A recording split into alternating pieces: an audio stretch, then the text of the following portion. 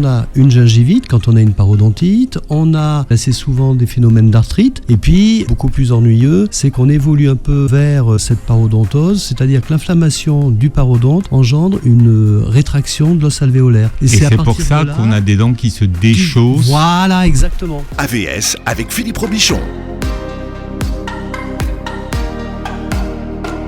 Alors AVS, vous le savez, ça veut dire à votre santé. Je le dis et je le précise pour mon invité ce matin qui croit que l'émission s'appelle AVC. Alors, absolument. Eh ben, non, ça s'appelle AVS. AVC, on en parlera. Gérard Dupeyrat, c'est autre chose. Puisque Gérard Dupeyrat est mon invité, médecin stomatologue, chirurgien maxillofacial, fondateur de la clinique du sourire. Je rappelle que c'était la première en France et désormais star sur TikTok. Vous êtes Stomato in Life sur TikTok. Ouais, c'est ça. Voilà, et aujourd'hui, vous venez nous parler de votre livre qui s'appelle Toutes mes dents jusqu'à 102 ans. T'es sérieux au courrier du livre. De A comme abcès. Alors, on peut se percer un abcès tout seul ou c'est pas une bonne idée? Ah si, ça sert juste à se tranquilliser. Ça n'empêche pas qu'il faut absolument aller voir un spécialiste pour se faire soigner. Mais on peut tout à fait percer un abcès, bien sûr. Bon, ça permet un drainage, en fait. Il n'y a aucun problème, on peut percer. AZ comme zozoter, ouais. Vous nous expliquez ce que le zozotement a à voir avec les dents? Si, en fait, c'est le positionnement de la pointe de la langue. Il faut rappeler que la langue, c'est un ensemble de 25 muscles. Et donc, c'est le positionnement de la pointe de la langue derrière tout le bloc incisivo-canin maxillaire supérieur. Et à partir du moment où il y a une modification du rapport entre la pointe de la langue et le bloc incisifo-canin maxillaire supérieur, on a une petite tendance aux zozotements. Mais en général, c'est quelque chose qui est... Au bloc, comment vous l'appelez? Parce que là, le bloc incisivo-canin, c'est-à-dire... Incisivo-canin. Non, vous avez raison, mais alors mine de rien, en l'espace de 30 secondes, vous en avez placé incisivo-canin. Oui, c'est ça. Ouais. C'est-à-dire que ça va de la canine de droite à la canine de gauche. Oh, comment sont numérotées les dents? Tiens, j'ai appris ça dans votre livre. Ouais, alors en fait, c'est par cadran. On a 4 cadrans. En haut à droite, c'est le premier cadran.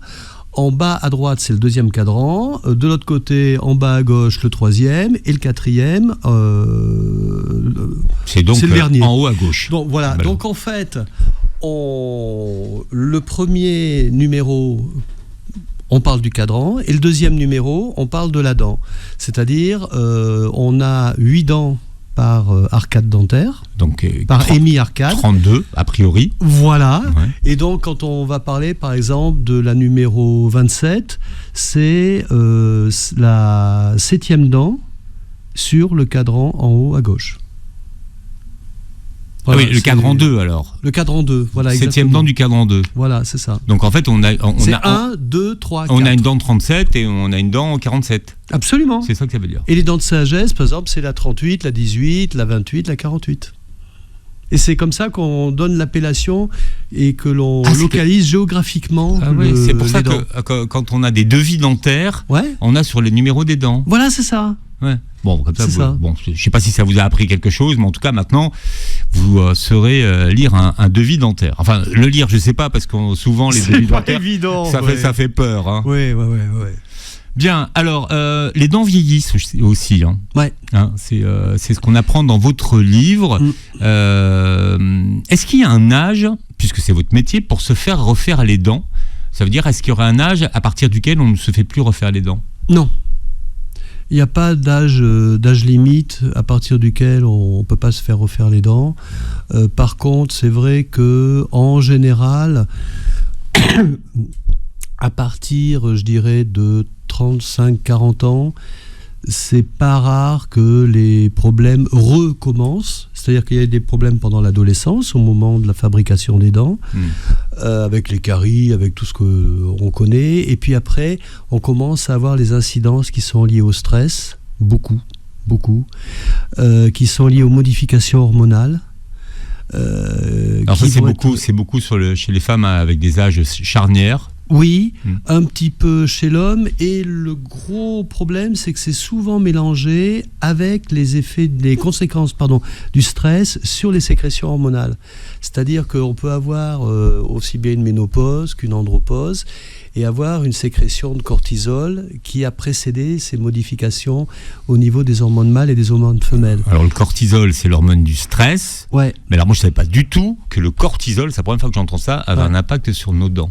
Si, en fait, ça a un impact par le fait que il y a le cortisol, il y a de l'adrénaline qui va être hyper sécrétée, ça va engendrer l'hypertension artérielle, toutes ces choses-là que tout le monde connaît, mais ça va engendrer du bruxisme, ça va engendrer des modifications aussi des textures des parties internes des muqueuses, que ce soit les gencives, que ce soit l'intérieur des joues, et ça a une incidence, c'est très rare qu'on en voit les conséquences avant 35-40, mais plus ça va dans une société comme celle dans laquelle on est, qui est quand même archi stressante pour les gens qui y vivent, on en voit des conséquences de plus en plus tôt, et surtout qui concerne de plus en plus de personnes. C'est ça où c'est un peu grave. Le rajeunissement des conséquences, de l'âge des conséquences, et puis la quantité de personnes qui sont concernées. Saviez-vous que 15% des Français sont menacés par une maladie parodontale, qui à terme provoque la perte des dents? Vous expliquez que 80% des extractions dentaires après 40 ans sont causées par ces maladies parodontales. Oui. Alors, quelles sont les différences, puisque là vous nous expliquez dans votre livre, entre une gingivite et une parodontite? Alors c'est très simple. En fait, ce qui supporte là-dedans, ce que nous on appelle le parodonte. Alors le parodonte, c'est 3 éléments. C'est l'os alvéolaire, c'est-à-dire l'os qui supporte les dents. C'est le ligament alvéolo-dentaire qui est un micro-ligament qui est situé entre les racines et cet os alvéolaire. Et tout ce qu'il recouvre, c'est les muqueuses, c'est-à-dire c'est la gencive. Donc quand on a une gingivite, c'est simplement une inflammation de la partie supérieure qui recouvre ce parodonte, donc de la gencive. Et une parodontite, c'est une inflammation de l'ensemble du parodonte. Ce qui fait qu'en général, on a une gingivite quand on a une parodontite, on a assez souvent c'est pas systématique, mais assez souvent des phénomènes d'arthrite, parce qu'on a une inflammation du ligament alvéolo-dentaire. Et puis, ce qui est beaucoup plus ennuyeux, c'est qu'on évolue un peu vers cette parodontose, c'est-à-dire que l'inflammation du parodonte engendre une rétraction de l'os alvéolaire, l'os qui supporte les dents. Et c'est pour ça qu'on a des dents qui se déchaussent. Voilà, exactement.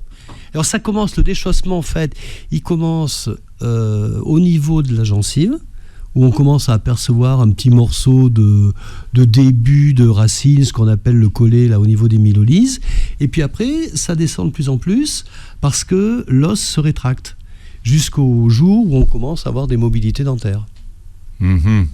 Voilà.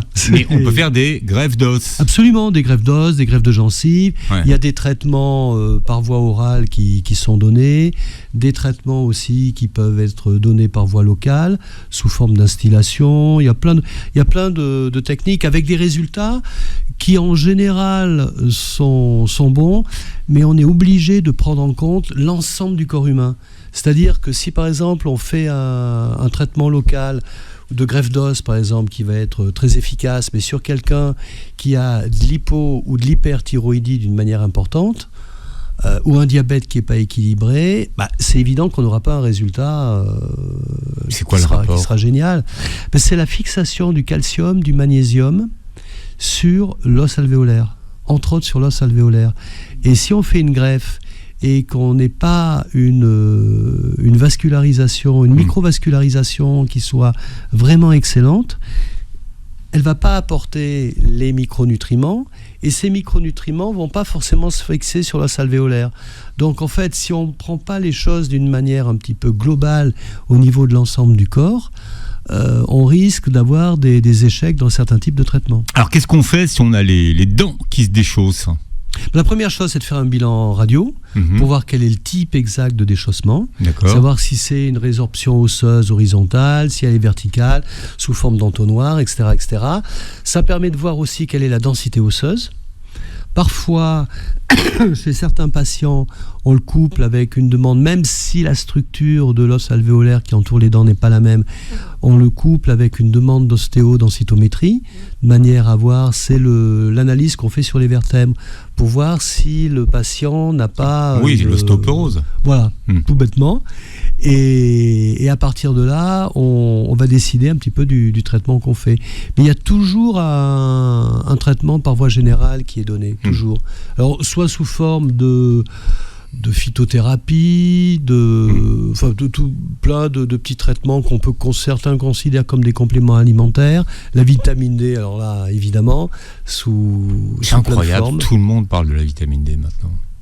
Alors, le gros problème, c'est qu'en fait, en médecine, il y a des progrès, heureusement, qui sont permanents. Mais le gros problème aussi en médecine, c'est qu'on a des modes. Et ça, excuse-moi l'expression vulgaire, mais ça s'avère parfois un peu chiant parce que c'est pas scientifique les modes. Et c'est vrai que par exemple, je vois au niveau des dents de sagesse, pendant 15-20 ans, on va avoir la mode où il faut absolument enlever une dent de sagesse, y compris une dent de sagesse qui n'a rien demandé à personne et qui gêne pas. Et pendant 15-20 ans suivants, on va tomber dans un truc entre guillemets... Bon, j'aime bien ironiser avec ça, peace and love, où on va se dire les dents de sagesse. On laisse faire la nature. Voilà, c'est ça. Et on retrouve les mêmes trucs, par exemple, avec le chocolat, avec le soleil, pendant 15 ans, c'est génial, il faut prendre du soleil, ça fait de la vitamine D. Là en tout cas, on est tous carencés en vitamine D, il faut tous prendre de la vitamine D. Voilà, j'ai l'impression que tout le monde est aligné sur cette tendance. Ouais. Malheureusement, sincèrement, je pense que c'est pas une mode, mais que c'est une réalité. Ouais. Donc là, c'est vrai. Ouais. Bon, est-ce qu'on peut rechausser les dents alors ? Une fois qu'elles sont déchaussées. Avec les greffes d'os, c'est tout à fait possible, mais en fait, je vais faire une réponse de Normand parce que ça dépend du niveau de déchaussement et du type de déchaussement. C'est-à-dire que si on a un patient, par exemple, qui a un problème de thyroïde, que l'endocrinologue n'arrive pas à équilibrer, avec une rétraction osseuse horizontale et qui est dépassé, je dirais un petit peu le tiers apical, c'est-à-dire les 2 tiers de la hauteur de la racine. C'est un festival ce matin. Alors non, mais c'est un festival de mots compliqués. Non, mais c'est vraiment pas le but. Je te promets, c'est vraiment pas le but. On va greffer, mais le résultat, il va pas être forcément exceptionnel. C'est vraiment du cas par cas. C'est vraiment du cas par cas. Parlez-vous le Gérard Dupeyrat? Alors je ne sais pas, il faut un dictionnaire ou vous googlez en même temps que Gérard est en train de parler. Gérard Dupeyrat est avec nous, vous êtes en train de faire un cours sur le parodonte hors antenne, mais il faut expliquer à tout le monde. En fait, le parodonte, c'est la structure qui soutient les dents et qui est fabriquée en même temps que toutes les dents.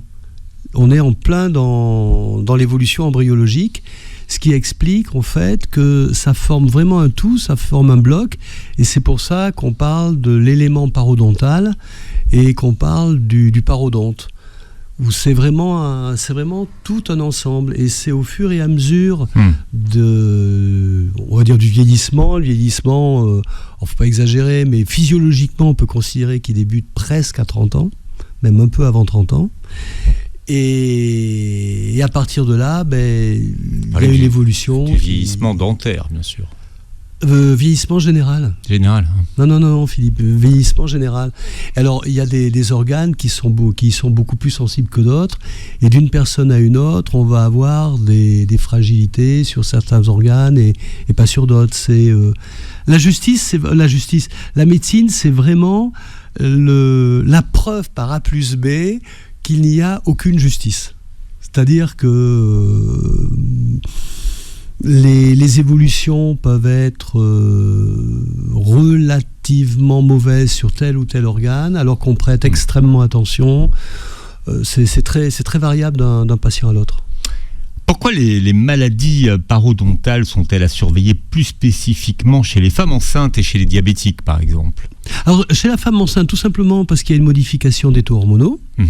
Donc, en l'espace de 9 mois, après ça dépend si la femme elle allait ou pas, il peut y avoir des dégradations qui sont relativement importantes, qui peuvent revenir au point zéro dans certains cas, et dans d'autres cas, les dégradations elles restent en l'état, et puis pendant... Il y avait un proverbe qui disait une grossesse, un enfant, une dent. Une dent, c'est-à-dire la perte d'une dent. C'est monstrueusement faux et exagéré, mais l'idée, elle n'est pas totalement stupide, même si elle est terriblement exagérée. Et les diabétiques ? Les diabétiques, en fait, c'est tout ce qui touche donc bien sûr les problèmes de sucre, et tout ce qui est fixation du calcium, du magnésium, plus toutes les infections, et notamment les infections parodontales, justement, qui vont être favorisées par un diabète qui n'est pas bien équilibré. C'est souvent le dentiste qui s'aperçoit, d'ailleurs, en premier. Oui, absolument. Qu'il y a un risque de diabète. Ça, c'est quelque chose d'important. Ouais. On ne peut pas mentir à son Gérard. À son dentiste. On essaie. Non, mais vous dites que quand on a la bouche ouverte, on ne peut pas mentir à son dentiste. C'est un petit peu exagéré, mais c'est vrai qu'on voit entre les dents et les muqueuses, c'est vrai qu'on s'aperçoit de pas mal de troubles, sans pour autant diagnostiquer faut pas tomber dans l'excès inverse. Mais c'est vrai que les muqueuses buccales, que ce soit la gencive, que ce soit les joues, que ce soit la langue, derrière le cavum, et l'état des dents donne beaucoup d'indications sur un patient. Quel est le lien entre la parodontite et le cancer, s'il y en a un ? Alors, il y a les cancers locaux. Par exemple, tout ce que l'on appelle lésions précancéreuses, comme le lichen plan, comme des lésions au niveau du cavum, au niveau des amygdales, au niveau de l'os des maxillaires, ce qui est très rare. Mais la parodontite, en fait, elle est créée dans ces cas-là, en général, par la lésion cancéreuse. Et c'est pas la parodontite qui va engendrer la lésion cancéreuse. Et c'est à l'occasion d'un bilan local et d'un bilan complet local, on va dire, qu'on s'aperçoit qu'il y a tel ou tel type de lésion cancéreuse.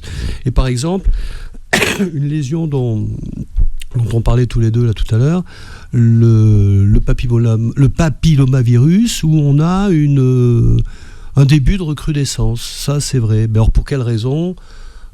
C'est ce qu'on disait tout à l'heure. Est-ce que c'est des raisons immunitaires ? Est-ce que c'est l'ambiance est-ce que c'est les pratiques qui ont changé ? Oui, Gérard. tout à fait. Ouais. Nous, de notre temps, on était sages. Ah bon, on bougeait pas le petit doigt, rien. Philippe. Voilà, rien. Mais la nouvelle génération, vous savez, Gérard, c'est épouvantable. Ils ont des pratiques. Ils n'ont rien écouté de ce que leur a enseigné. De ce qu'on leur a dit. Et je ne vise personne. Voilà, moi non plus. Même si on regarde tous les deux la même personne. On a été suffisamment anxiogène. On va parler de l'implantologie. L'implantologie, c'est un sujet qui passionne tout le monde.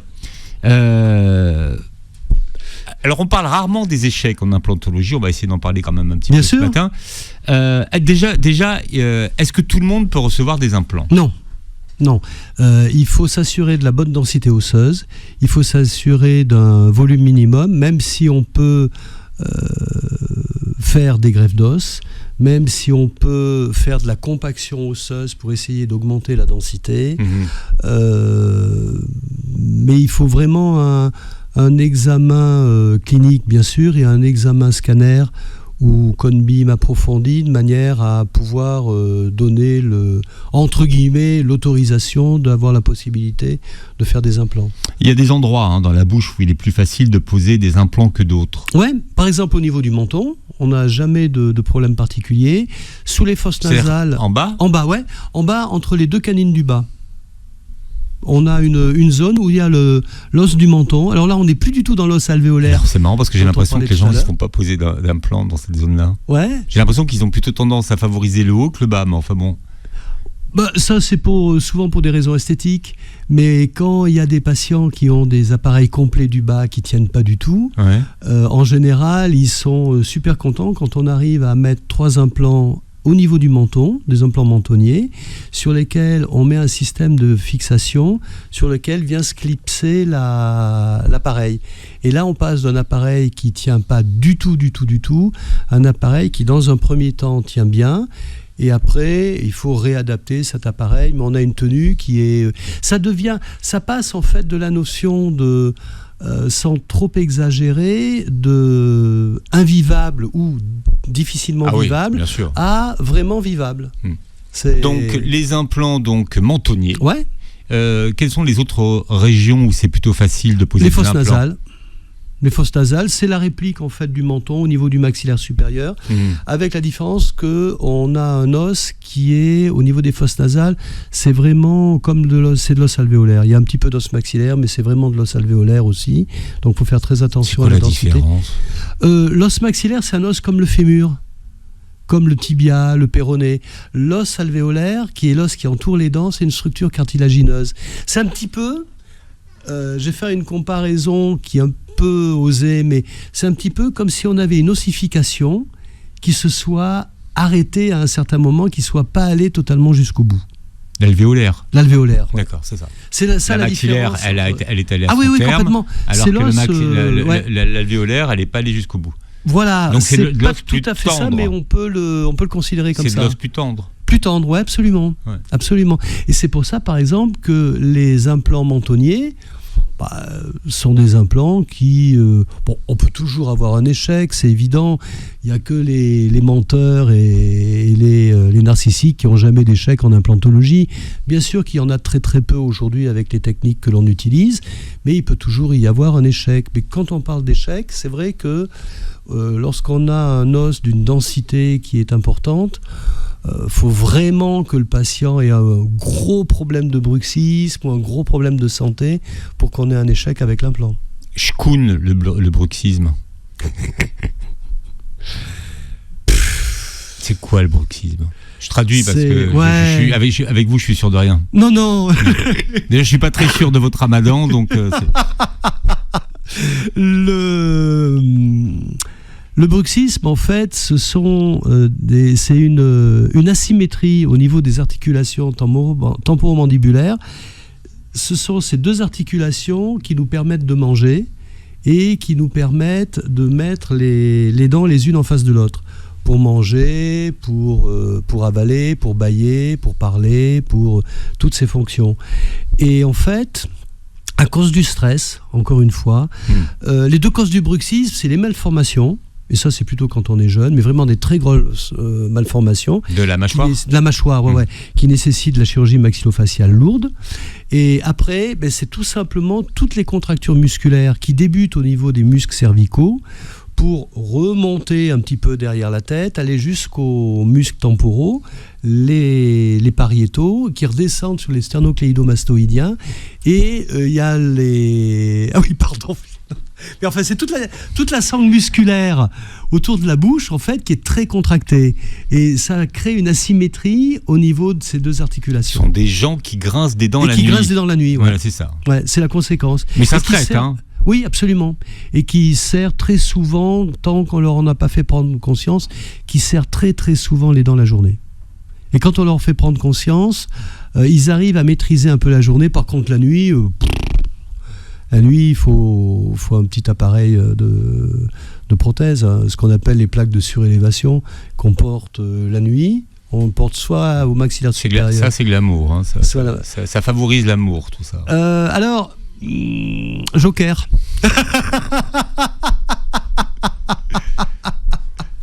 Ça marche bien sur le bruxisme. C'est comme les prothèses là pour pour l'apnée du sommeil. Pour l'apnée du sommeil. Oui. Comment on appelle ça, les trucs mandibulaires là ? Prothèse, mandibulo, je sais pas quoi. Oui. Bon, on va regarder.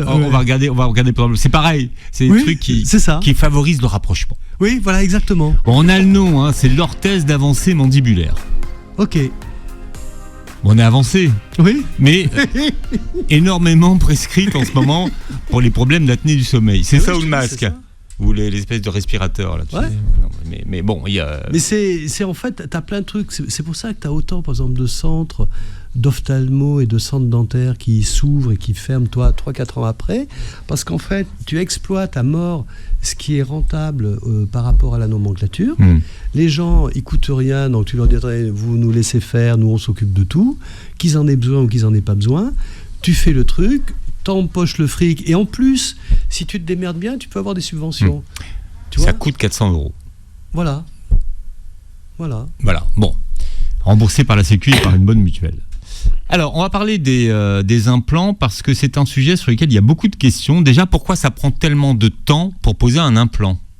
Alors, il existe 2 techniques. La technique traditionnelle, que je continue de pratiquer parce qu'elle marche très bien. On pose dans un premier temps un implant.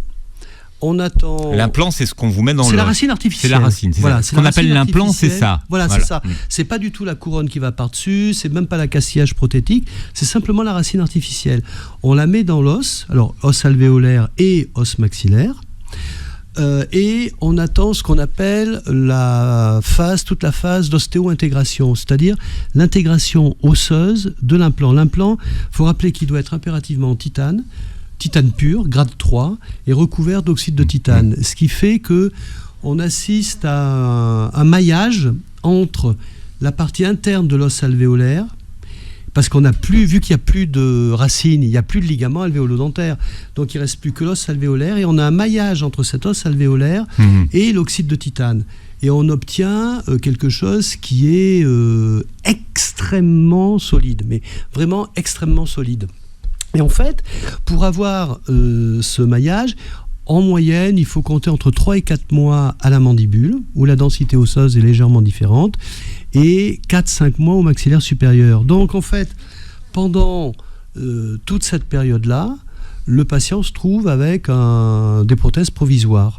Donc ça, c'est la première technique, qui est la technique traditionnelle, qui sincèrement marche très bien, c'est pour ça que je continue de la faire, même si elle n'est pas aujourd'hui totalement commerciale, parce qu'il y a ce laps de temps. Qui est long. Voilà. Et il faut savoir que beaucoup de techniques en implantologie ont copié sur les techniques de chirurgie orthopédique. En fait, l'implantologie dentaire, je vais exagérer un petit peu, mais on n'en est pas loin, c'est de la chirurgie orthopédique en horlogerie fine. Donc en fait, il y a des praticiens, notamment aux États-Unis, qui se sont dit, mais on est complètement cons. Les prothèses de hanche, avant, on les posait, il y avait une rééducation post-opératoire et les gens commençaient à marcher X jours ou X semaines après. Nous, on fait la même chose au niveau des implants, mais on est complètement débile. Aujourd'hui, on pose une prothèse de hanche, le soir même ou le lendemain, on demande aux patients de se mettre à marcher avec précaution, avec prudence. Ben, on va faire pareil avec les implants dentaires. Et il y a des implants dentaires qui ont été créés, ça fait quand même de très nombreuses années maintenant, qui ont été créés dans ce but-là. C'est-à-dire qu'on pose l'implant, par exemple, tout de suite, on pose un implant, il va y avoir un petit accastillage prothétique qui dépend de l'implant qui sort de la gencive, contrairement à l'implant traditionnel qui est, lui, complètement recouvert par la gencive pendant la durée d'attente des 3 à 4, 5 mois. Voilà. Ouais. Et on met une dent provisoire. La dent provisoire qui, en fait, est censée avoir le même effet sur l'implant que la marche sur la prothèse de hanche. Donc, on met une dent en très légère sous-occlusion, de manière à ce qu'elle puisse être mobilisée, mais pas trop. Donc, il y a une stimulation de l'os qui fait que l'implant prend. Ça, et on gagne combien de temps alors avec ça ? Avec ça, on gagne 4-5 mois, c'est énorme. Ah oui, commercialement parlant, ouais. c'est énorme. Alors, après, évidemment, quand c'est sorti, nous, on l'a fait. Je l'ai fait à titre privé, sans évidemment rien prendre aux patients, parce que c'était une nouveauté, donc on ne savait pas du tout ce que ça allait donner. Et puis en même temps, vu que j'étais assistant à Paris 5, on l'a fait à l'hôpital à l'époque aussi. Et en fait, on s'est rendu compte relativement rapidement que, au niveau de la mastication, les forces sont totalement différentes de celles de la marche. Disons que ce n'est pas, c'est beaucoup moins maîtrisable. Donc, la résultante, ça a été qu'on a obtenu des très bons résultats chez certains patients où ils n'ont pas eu à attendre ces 4, 3, 5 mois. Et puis chez d'autres, ça s'est transformé en stimulation osseuse. Cette stimulation, elle s'est transformée en agression osseuse avec l'échec de l'implant.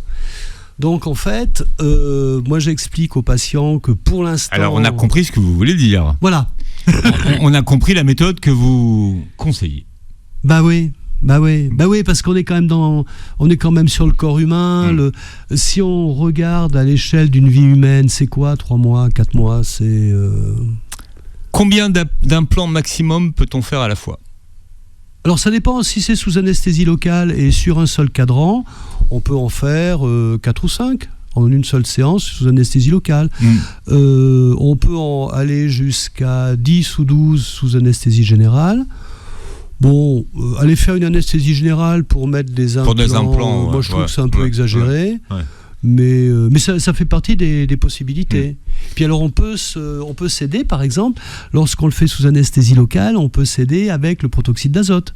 C'est-à-dire qu'on fait respirer du proto au patient, qui commence à le détendre, ça facilite l'anesthésie locale, et en général on fait une anesthésie loco-régionale, c'est-à-dire qu'on anesthésie un gros tronc nerveux, le patient ne le sent absolument pas, et pendant 3-4 heures, il sent rien du tout, et nous on travaille comme on veut. Quelle est la durée de vie d'un implant ? Est-ce que c'est pour toute la vie ? Alors, les implants que l'on pose, moi dans ma tête, je les pose pour qu'ils durent, sur le principe, toute la vie, sauf une pathologie, comme on parlait tout à l'heure, de diabète, de thyroïde, etc. etc. Faut savoir qu'ensuite, il y a les notions statistiques. Alors là, on commence à tomber dans toutes les histoires administratives, mathématiques, qui n'ont rien à voir avec le médical. Et en fait, on considère aujourd'hui que la durée de vie moyenne d'un implant tourne aux alentours de 12 ans ou 15 ans. 12 ans à peu près. Et en fait, c'est lié au nombre de praticiens qui posent plus de temps d'implants dans l'année depuis X années. Et autant l'implantologie a débuté il y a longtemps en France, autant le fait que ce soit quelque chose qui soit devenu beaucoup plus commun, c'est pas si ancien que ça remonte à il y a 15, 20 ans maximum. C'est pour ça que les statistiques ne correspondent pas forcément à la réalité du terrain. Ça coûte combien un implant ? Alors l'implant lui-même, juste la racine artificielle, c'est aux alentours entre 900 et 1200 euros. En fonction, est-ce qu'il faut qu'on combine avec une greffe d'os, avec une membrane de régénération tissulaire guidée, tout ça, ça dépend en fait des résultats qu'on a sur le scanner, sur le cone beam, et puis quand on a ouvert aussi, parfois on a des petites surprises. Elles sont jamais monstrueuses les surprises, mais parfois on se dit oulala, il faut renforcer l'os, il faut donc ça c'est la première chose. Ensuite on a l'accastillage prothétique qui tourne aux alentours de 300-400 euros. C'est quoi un accastillage? Alors en fait, on Gérard a Dupeyrat l'implant qui est dans l'os. Oui. On a la dent qui doit aller sur l'implant, mais entre les deux on n'a rien du tout. D'accord. Donc en fait, l'accastillage prothétique, c'est la partie intermédiaire qui vient se visser dans l'implant avec ce qu'on appelle un faux moignon, comme si on taillait une dent normale, et on met une couronne artificielle par-dessus. Et là, donc, ça coûte combien ça ? Ça coûte dans les 300-400 euros. D'accord, on est à 1200 là. Ouais. Et après, il y a la couronne. Alors la couronne, ça dépend si on la met en céramo-céramique, en céramo-métal, et alors là, ça va de 600-700 jusqu'à 1200 euros. Donc en fait... Ah oui, mais c'est cher. C'est pas donné. Ça fait 2000 là, si je vous écoute. Ouais, c'est ça. Pas remboursé par la sécurité sociale. En fait, il y a que la partie couronne qui est remboursée. Voilà. Alors en fait, on commence à copier enfin, mais sur le papier pour l'instant, sur nos voisins allemands, chez lesquels la pratique de l'implantologie est devenue depuis très très très longtemps, et chez les Espagnols aussi, une pratique tout à fait normale. Donc en fait, c'est intégré dans l'aspect sécurité sociale et donc les mutuelles. Mais aujourd'hui en France, c'est pas remboursé par la Sécu. Non. non. Enfin, la partie implant. Il y a il y a les ARS qui commencent enfin, je dis bien enfin, je vais vous dire pourquoi en 2 secondes. Les agences régionales de santé. Voilà, agence régionale, merci. Qui commencent enfin à s'y intéresser, parce que moi à l'époque, quand j'étais l'assistant du professeur commissionnaire à Paris 5, ça remonte à il y a 35-40 ans, il y avait les journées de Cochin qui étaient un truc énorme, et il y avait les responsables de la sécurité sociale d'Île-de-France et nationale qui venaient à ces journées-là, parce que commissionnat était un patron qui était archi connu, et en fait, depuis cette époque-là, on s'est toujours battu pour que l'implantologie soit reconnue. Soit reconnue, prise en charge. Il y a beaucoup de choses à dire, mais on arrive à la fin de cette émission. Info ou Intox, un chercheur japonais affirme que selon lui, on va pouvoir faire repousser les dents à partir de 2030. Alors, vous y croyez ou pas ? Oui. Ah oui, ça pour moi c'est... On va faire repousser les dents. Ouais. En fait... La dent, tout à l'heure on en parlait quand on parlait du parodonte, c'est de l'embryologie à la base, on est tous fabriqués à partir de cellules. Et là, on a tellement progressé au niveau des recherches concernant entre autres l'ADN, que je pense que non seulement en 2030 ce sera possible, mais très sincèrement, s'il n'y avait pas eu des interruptions de recherche pour des problèmes éthiques, des problèmes de lobbyisme, plein de problèmes qui n'ont rien à voir avec la médecine, je pense très sincèrement qu'aujourd'hui, on pourrait parfaitement faire repousser les dents déjà. La preuve en est... Non mais 2030 c'est demain, hein. Ouais, bien sûr. Ouais.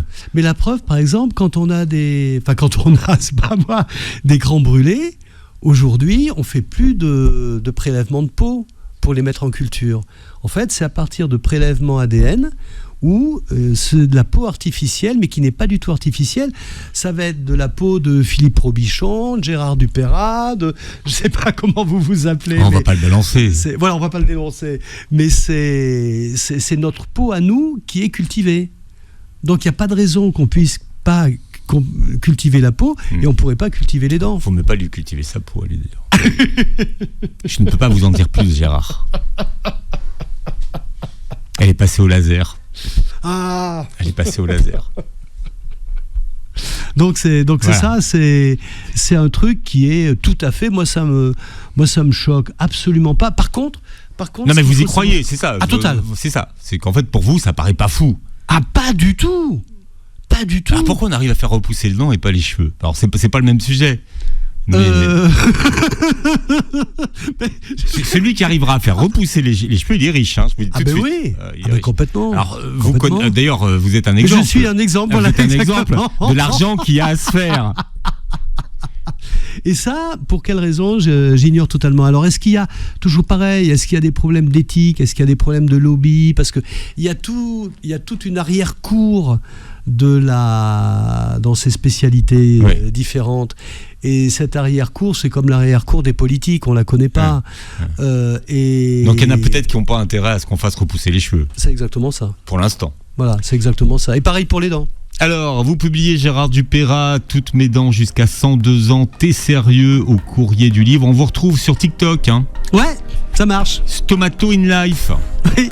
C'est vous ? Oui, c'est ça. Vous réécouterez l'émission en podcast sur beurrefm.net et vous verrez la vidéo de cette émission sur notre chaîne YouTube. Merci Gérard. Merci Philippe. Et passez une très belle journée santé sur Beurre FM.